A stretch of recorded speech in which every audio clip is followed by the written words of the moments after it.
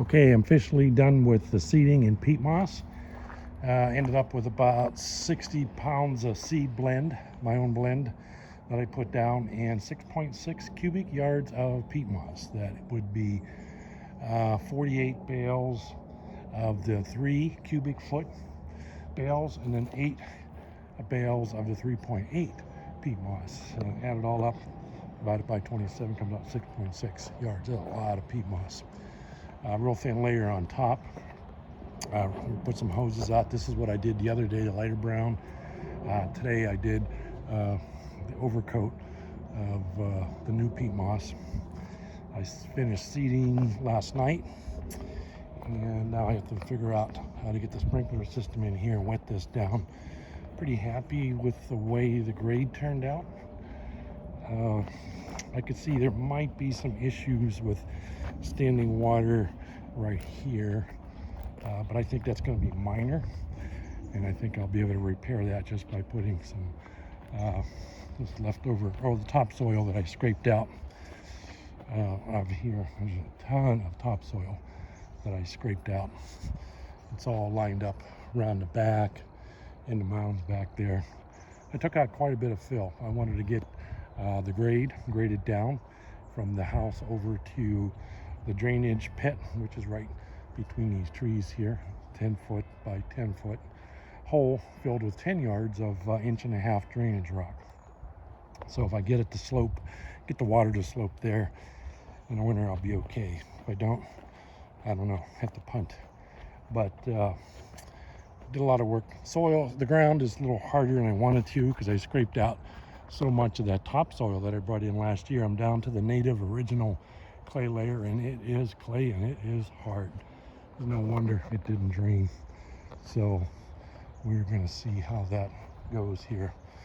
Going to devise some sprinkler system here temporarily and get some water on this stuff, get it soaked. So that's what that looks like. Changed it up a little bit, and we're going to put the road on the left side of the tree, so it'll be some sort of road to get around the back side and get the tractor in the tractor barn. And I also want to make it so that I can get any of my vehicles in there. If I wanted to store them or work on them, put the truck in there, or the Challenger for the winter. So this will probably be raspberries here. Like I said, the road will be just here. This will be garden all over here. Raspberries up the center. And for the ground cover, I'm not sure. We're still deciding what to do. I think wood chips would look good. Valerie's idea was out of the box thinking, and I like that, was maybe gravel mixed with wood chips. We kind of have that going on here that needs to be scraped up and cleaned up, but maybe just a nice hint that there's a road there, and sprinkle some wood chips on there. And then here, of course, will be hard gravel. This will be all fresh, new 5/8 gravel that I had here last year for driveway. And it'll come around, and the grass line will kind of slope real casually back there. Road will be right here, right about where the truck is. And then, of course, this is garden. I'll clean all this out, move these chips around, rake these rocks out. I might bring in some of the topsoil that I took out of the main yard and put this here. Go back here. The driveway line is kind of ill-defined just because I don't know where it's going to be yet. I have an idea. Originally, I had gravel up to here, or around the hawthorns, but the hawthorns are coming out.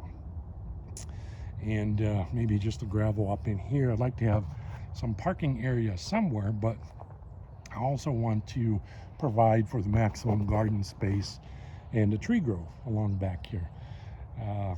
So it kind of takes up all the parking space. But I was thinking here, I mean, if we have big gatherings and whatnot, there should be plenty of parking. It'll just be unorthodox parking. It won't look like a parking lot, so to speak. You'll have to just line them up.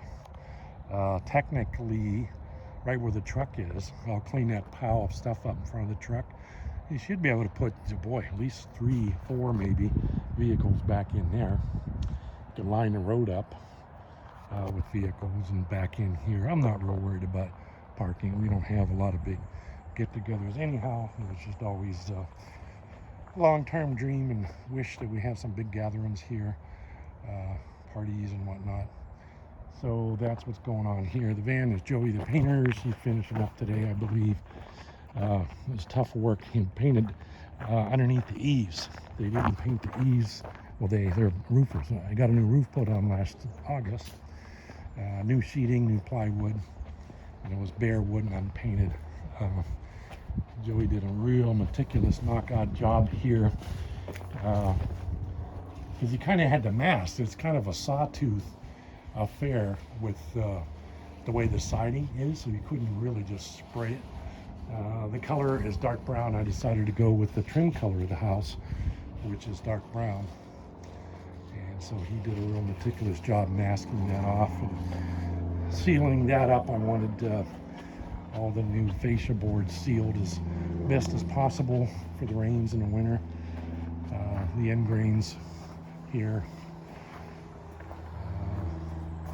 And so that's what's happening there. Bees galore. I got rejuiced the bee traps. We'll see if there's some bees in there. But I'm going to take a lunch break and then start playing around with sprinkler systems. Wish me luck.